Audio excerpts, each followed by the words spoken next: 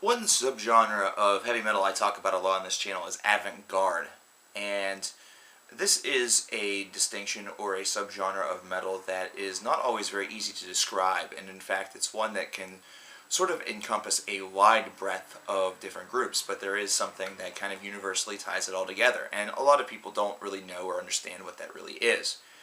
And the core at its root meaning, or the core goal behind avant-garde music, is to experiment with sound and kind of do something that's a little bit beyond the norm, and not really so much aim to trailblaze, but sometimes you can trailblaze in doing this by mistake.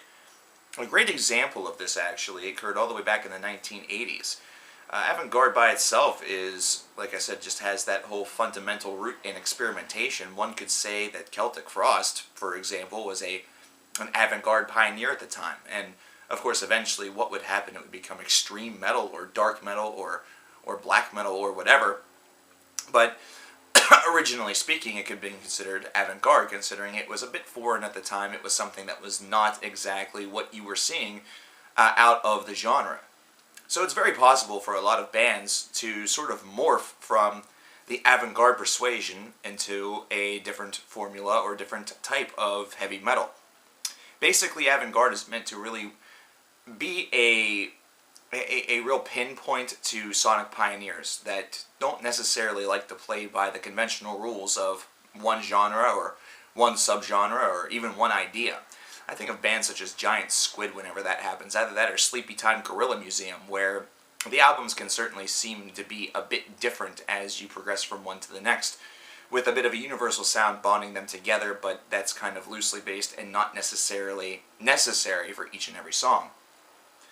One of the big bands that's really associated with this is Modeling of the Well and K.O. Dot, and you can definitely tell why. It's music that's not necessarily hyper accessible to everybody. It's sort of chamber music with a twist, so to speak. It has a lot of metallic property. It has just many, many different things to offer.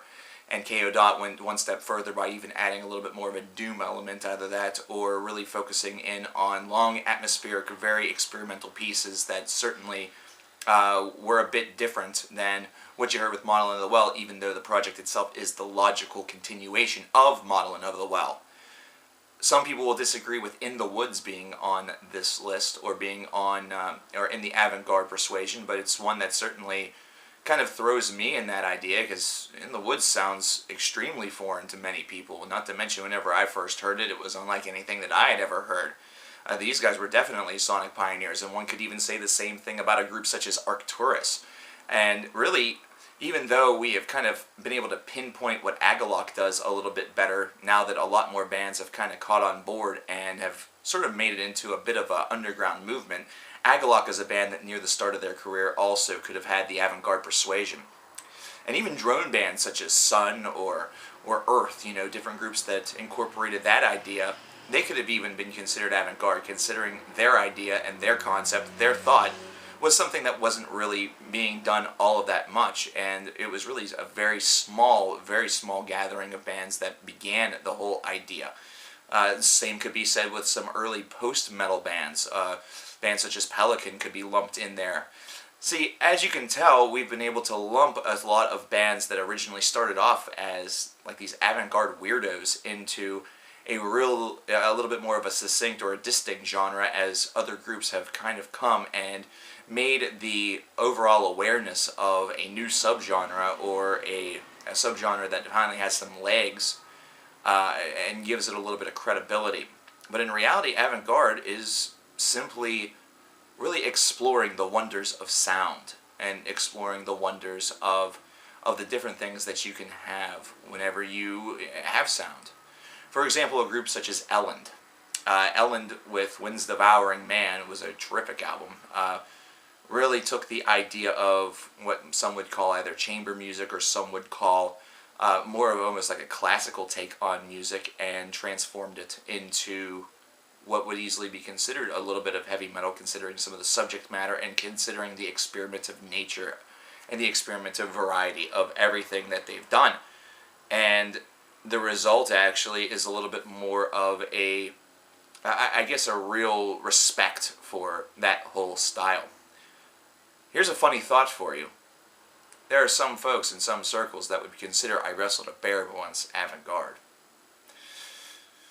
That's kind of going a little bit far, but once again, we're going with that idea that's now there's pre-established subgenres for all of this. And actually, one of the main subgenres that loses with all of the new subgenres coming is avant-garde. Because they do have a very wide variety, a very wide gamut of bands that have been doing things for a long period of time, and a lot of them are groups that never even get the opportunity to scratch the surface, but that's kind of what they want. They want to be the band that really perhaps spearheads the next movement of weirdness and doesn't necessarily need to get rich and famous and known throughout the metalverse in the process. Hell, all Modeling of the Well really wanted to do was make music while attempting to astral project. And now they are among one of the more respected bands in the avant-garde genre, and one that will forever remain, I think, attached to that subgenre. I don't know if this really helped a lot of you whenever it came to avant-garde. That's because avant-garde by itself is an extremely strange bird. It's not something that is cut and dry. But hopefully it at least gives you a bit of a start. What I would recommend is that you use all of the members of the nation, there are a couple that are avant-garde masters, as a real guide and a real help whenever it comes to finding more and more avant-garde bands that are out there. I can certainly give you a couple of them. In fact, I'd like to do a 10 awesome songs dedicated just to avant-garde or CKN's favorite albums based around it. However, for right now, this is what I have here as a part of 24 Hours of CKN. And use the tools and use the bands in order to explore just a wild and crazy and very different style and subgenre of music. I guarantee you, if you don't become a fan of at least one of the bands that are recommended by myself or by other people, then I would be very surprised, and maybe avant-garde just isn't for you. It's not for everybody, but it could be for you. So check some of this stuff out.